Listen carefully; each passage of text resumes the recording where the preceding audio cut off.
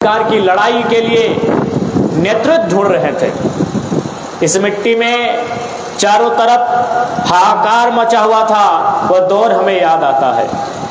आज उस दौर को जब याद करते हैं तो हमारा रूह कांप उठता है।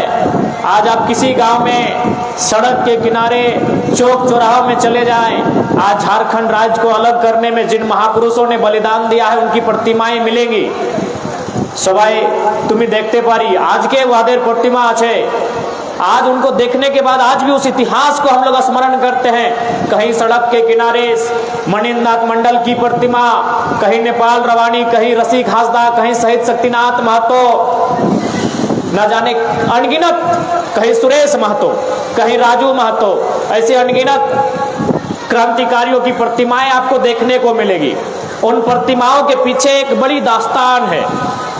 उन लोगों के जीवन की एक बहुत बड़ी कहानी रही है कि किस प्रकार से इस राज्य को अलग करने के लिए उन्होंने अपने प्राणों का बलिदान दिया, अपना सुख चैन, अपने घर परिवार को त्यागते हुए अपना सर्वस्व निछावर कर दिया कि इस झारखंड राज्य को अलग करना है। लेकिन आज के हम देखते पारी आज तमाम कोलियरी की बात करें, तमाम प्राइवेट सेक्टर की बात करें, आज हमारे लोगों का हर जगह आज भी शोषण जारी है। इसीलिए ये सवाल उठता है कि जिस ख्वाबों के साथ, जिन ख्वाबों के साथ, जिन सपनों के साथ, जिन उद्देश्यों के साथ कॉमरेड ए.के. राय, विनोद बिहारी महतो, शिबू सोरेन और तमाम आदि नेताओं के नेतृत्व में इस झारखंड राज्य को अलग किया गया था, क्या वो राज्य बनने का उद्देश्य पूरा हुआ? आज अगर वो राज्य बनने का उद्देश्य पूरा होता तो हम जैसे 29-30 साल के नौजवान आज दर बदर भटक कर, दर बदर गांव-गांव पहुंचकर झारखंड राज्य में नई लड़ाई की तो तैयारी नहीं कर रहे होते। हम लोग अपने भविष्य को संवार रहे होते, अपने आने वाले इम्तिहानों की तैयारी कर रहे होते। हमें इस राज्य को सजाने की तैयारी नहीं करनी पड़ती अगर झारखंड अलग होने का उद्देश्य पूरा होता तो। সেজন্য আজকে আমরা জানতে পারি, আমরা বুঝতে পারি कि কমরেড এ.কে. রায়ের যে স্বপ্ন ছিল আজকে এই স্বপ্ন অধুরা আছে। এই স্বপ্ন পুরা করবার জন্য সবাইকে একজুট হয়ে নিয়ে আজকে এক নতুন যুদ্ধের দরকার আছে। तभी जाकर हमें लगता है कि कॉमरेड ए.के. राय को सच्ची श्रद्धांजलि हम लोग दे सकते हैं। हम साल में 2 बार उन्हें श्रद्धांजलि देते हैं। एक 15 जून को देते हैं जब उनका जन्मदिन होता है, और एक आज यानी 21 जुलाई को देते हैं जब उनकी पुण्यतिथि होती है। लेकिन असल श्रद्धांजलि कॉमरेड ए.के. राय को उस दिन दी जाएगी जब उनके विचारों का झारखंड होगा, जब कोलियरी में काम करने वाले मजदूरों का शोषण नहीं होगा, खेतों में काम करने वाले किसानों का शोषण नहीं होगा। तभी हम समझेंगे कि कॉमरेड ए.के. राय को असल और सच्ची श्रद्धांजलि दी जाएगी। और आज धनबाद के सांसद जो बन के आए हैं उनको भी चुनौती होगी, क्योंकि ये ए.के. राय का संसदीय क्षेत्र रहा है। क्या वो ए.के. राय के सपनों को साकार कर पाएंगे? तो मैं उनको यही संदेश दूंगा, अगर ए.के. राय के सपनों को साकार करना है, ए.के. राय के उद्देश्यों को पूरा करना है तो उन्हें त्याग करना होगा, क्योंकि ए.के. राय का दूसरा नाम त्याग है। त्याग करना आसान नहीं है। आज जिस प्रकार से राजनेताओं का एक जिस प्रकार हम लोग एक शरणार्थी शब्द पढ़ते हैं, आज राजनेताओं का एक शरणार्थी शब्द हो चुका है कि वे लोग अपना धन एकत्रित करने के लिए राजनीति करते हैं। तो ए.के. राय बनना है तो आपको त्याग करना होगा। ए.के. राय एक ऐसा शख्स रहे हैं, राजनीति के संत कहे जाते हैं, जिन्होंने ना कभी अपने लिए पूंजी तैयार किया, ना अपने उनका तो खैर परिवार, जनता ही उनका परिवार था। तो आज के दौर में हमें नहीं लगता है ऐसे नेता मिलेंगे। अगर मिले तो ये झारखंड का सौभाग्य होगा, ये झारखंड का गर्व होगा कि आज ऐसे नेता हमें मिलेंगे। लेकिन हाँ, हम उम्मीद नहीं छोड़ सकते हैं। माना ए.के. राय, विनोद बिहारी महतो जैसे नेता आज के दौर में नहीं दिखते हैं, उनके सिद्धांतों पर, उनके मार्गों पर चलने वाले नेता नहीं दिखते हैं, लेकिन हम उम्मीद नहीं छोड़ सकते हैं।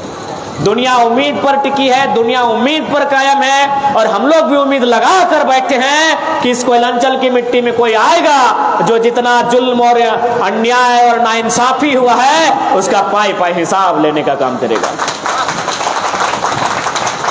और सुनने में आया है कि 24 तारीख को देश के कोयला मंत्री भी आ रहे हैं।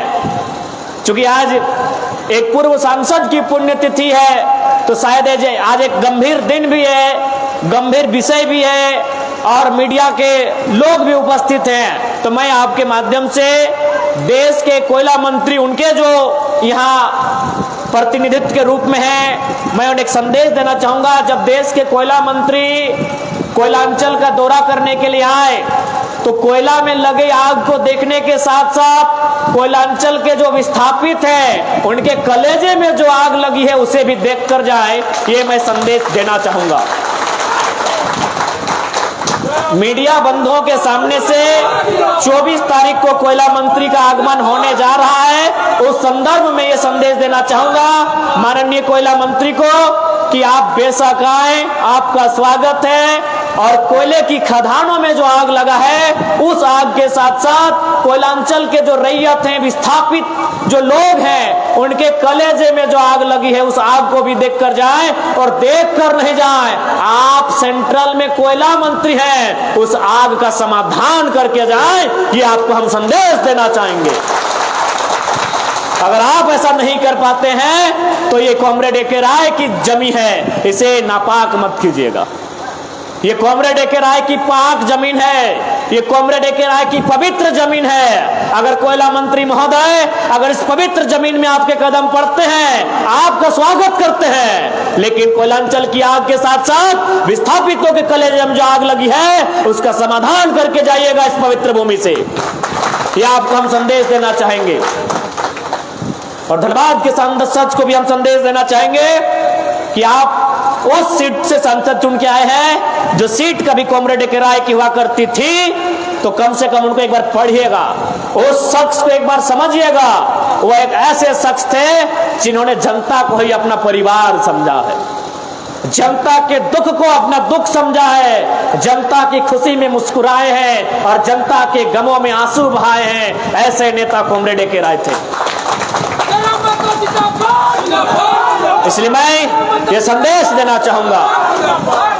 अंत में जाते जाते उनके जीवन का एक किस्सा हमें याद आता है। अखबार के पन्नों में हमने पढ़ा था कि यही उनका जो एक छोटा सा कुटिया जहां उन्होंने अपना अंतिम समय बिताया था, एक चोर शायद चोरी करने के लिए आया हुआ था और जब चोर को उनके घर से कुछ नहीं मिला, वो निराश मन से वापस जाने लगा। तो कॉमरेड ए.के. राय ने, चूंकि वृद्ध अवस्था थी, 80 वर्ष पार कर चुके थे, उस चोर को देखा कि चोर निराश होकर मेरे घर से जा रहा है। उनके हाथ में घड़ी थी, उन्होंने घड़ी की ओर इशारा किया कि घड़ी को खोल के लेके जाओ। तो ऐसे विचारों के लोग जिसके घर से एक चोर खाली हाथ नहीं लौटा, एक चोर, क्योंकि भले वो चोर था लेकिन कॉमरेड साहब को लगा, उनकी सोच अलग है ना भाई, हमने समझा वो चोर है, लेकिन कॉमरेड साहब को लगा ये कोई लाचार बेबस है, इसके पास खाने का जुगाड़ नहीं है, तभी तो मेरे घर में आया है, वो भोजन की तलाश में आया है। उन्होंने अपनी घड़ी की ओर इशारा किया और कहा इसे खोल कर लेते जाओ, मार्केट में बेच लेना, जो भी रुपए आएंगे उससे अपने परिवार और अपना भोजन करना। तो ऐसे संत राजनीति में आज नहीं दिखते हैं। हम लोग युवा हैं, 29 साल की उम्र है, हम लोग कोशिश करेंगे, क्योंकि आसान नहीं है, कॉमरेड ए.के. राय बन जाना आसान नहीं है। Comrade A K. राय बनने के लिए जुग लगता है, एक जुग लगता है और ये आसान नहीं है। तो हम लोग प्रयास करेंगे कि उस रास्ते पर चला जाए, उनके जैसा बना जाए, ये हम लोग प्रयास करेंगे। लेकिन अंत में यही कहेंगे, विनोद बाबू बनना, कॉमरेड ए.के. राय बनना ये आसान नहीं है, एक जुग लगता है। अंत में पुनः আসুন দাদু, এখানে আসুন, এইখানে আসুন। তো আজকে যত জন আসেছে সবাইকে আমি নমস্কার জোহার করছি, বন্দন করছি। আর এইটাই সন্দেশ দিতে যায় कि कॉमरेड ए.के. राয়ের স্বপ্ন আজকেও অধুরা আছে। এই স্বপ্নকে পুরা করবার জন্য আমরাকে নতুন যুদ্ধ লড়বার দরকার আছে।